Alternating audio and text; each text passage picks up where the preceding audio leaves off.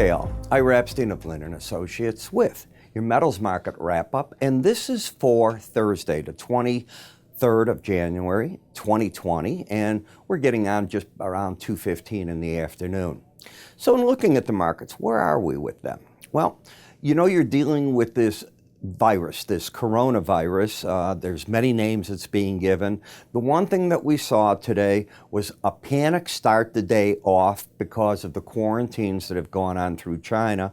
And those panics actually, for the first time, got the metal markets, especially gold, moving to the upside.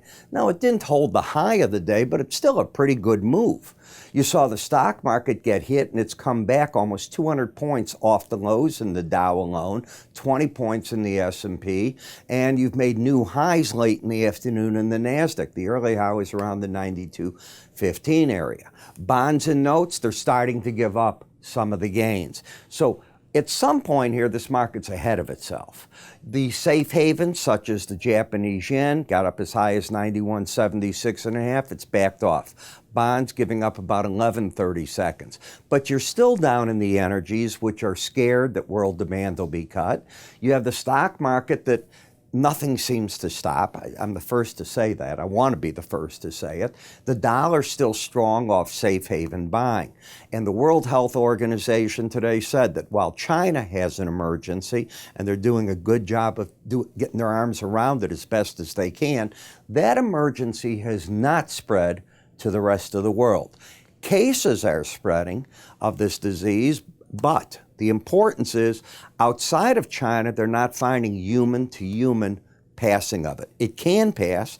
You've got to be careful. You can't let people sneeze on you, things of that nature. There's more to it. I'm not a doctor, but I do listen, and you learn. And I've been through SARS, MERS. So you get experience with this. You know when to put your hands in your pocket. You know when to take a shot in the market. You try to do your best. Even then, you're going to get slip-sliding, as I like to call it, sometimes out of step with it.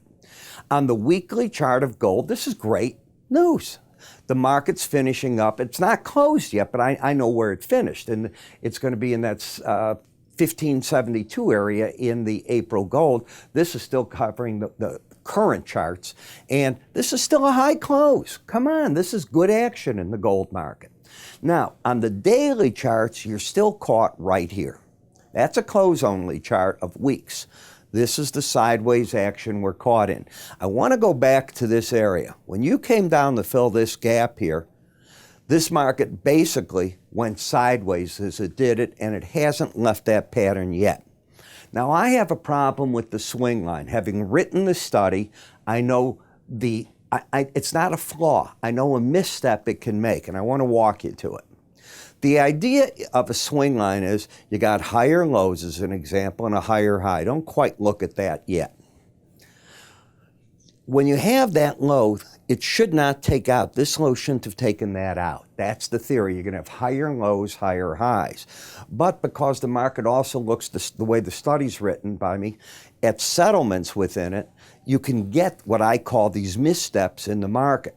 I need this to straighten itself out. Yes, I'm going to call the swing line up. Yes, when I look at moving averages, I can see, I'm not blind, that the 18-day average of closes is acting as support. I can see that the Bollinger Bands at the 1588.70 level support. The 100-day average is now underneath the Bollinger Band, so the odds of that getting hit are getting very remote. The market's now finding better support within itself. And momentum is starting to no longer point shooting downward. It's sort of skirting still down. You have divergence on the chart. You still have momentum slightly down. You have bias up, and I have a confused, I'm going to use that word, swing line. When I look at the gold silver, this is still problematic for the market. Think about it. You own a plant somewhere in China. You're making goods. You use a lot of copper, a lot of silver. This disease, it's still a problem. We don't know too much about it yet. They're finding out that nobody has a cure yet, but they claim they're weeks. And I'm not talking 2 or 3. I'm talking maybe 2-3 months. This is what I heard today on TV, at least, where they'll have some type of virus vaccine. Well, okay. But in the near term, do your people want to show up in a crowd? I don't know. So The silver's losing to the gold right here, and you can see how the silver got down today to the 100-day average in the lower Bollinger Band. I understand the thinking, but I also see as a technician, if I throw the name off the chart, that you're in a support area right here of the 100-day average and the lower Bollinger Band. This is now a market that's hit downside targets. That's my point. When I get to the copper, we were just yesterday talking, will it hit the lower Bollinger Band? It just missed it. If it hits it, will that hold, or does the market decide to make a run slicing through it because of the disease further down? I know that the resistance could be up back at the 18-day average, and I can see that I'm not in a trend. I have a higher high and a lower low. Today, the market got as low as 271.10. It's back up 200 and some odd points over that. People just don't know. But you're now getting excessively to the downside. In other words, there's excess building in when you're under a Bollinger Band, especially coming out of a wider pattern. In the platinum market, we're in a corrective state to the downside, not a bear market. You still are over the 18-day average. So the bias is up, the swing line's pointing down, support's back at that 18-day average, and you are working off, in fact, you have worked off being overbought. As soon as both numbers of the slow stochastic are underneath 70 after having been up there, you can see this right through here, that's what I call having worked off being overbought. The strongest of the metals haven't changed my opinion. The palladium market up another $22 today. It was up yesterday a whopping $102.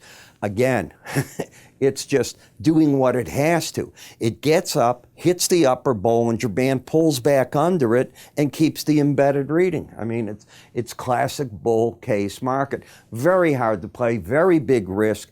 Huge margins, like $16,000 margin for a contract, so not for everybody. Last, the dollar index. We keep hitting this 100-day average. Now, what about the embedded reading here? Is it happening? Both numbers are over 80. Both yesterday over 80 and the day before. Therefore, this market is embedded. In fact, it came in embedded, and embedded means the trade is, in my opinion, still buying the market on pullbacks. I see the resistance between the 100-day average and the upper Bollinger Band. The market will run out of that upside momentum if and when the red line closes back under 80. But until it happens, the bulls are in control of the market, the bias is up, momentum's up, and the swing line is up. You put it all together, interesting day. I talk about this, and my firm talks about it both in my research, I do a lot of the metals obviously, and our firm does a lot of financials. If you haven't seen our firm's research, it covers so much, be it the energy sector, the grain sectors. We write it, we're writing the Board of Trade, so we've got a whole staff here that's writing on these markets. We, by the way, unlike other firms, we're writing at night, we have staffs doing that, and on the weekend. So we don't stop where, gee, let's wait until the writers get back in the office on Monday morning. No. Events happen, we're putting out information on them. Our staff does that. I put out a Sunday evening update, just so you know, and it's a full update because I've already watched the markets, and I start working Sunday afternoon, ideally about 4 in the afternoon, 3 in the afternoon to get it out to my people. How do you get all this? It's simple. Just give us a call, 866-973-2077. We'll sign you up for a trial. You can also go to our website, sign up there, and you might want to take a look at our new Spider ETF video. Right now it's free to all to look at. I'm talking the afternoon one. I recorded about 3:30 in the afternoon, and given all that's going on in the stock market, with the gold, the silver, the GDXs, I cover everything there. You might want to look at that. It's all about ETFs and spiders in that one. I'm Ira Epstein. You have a great day. I'll see you tomorrow.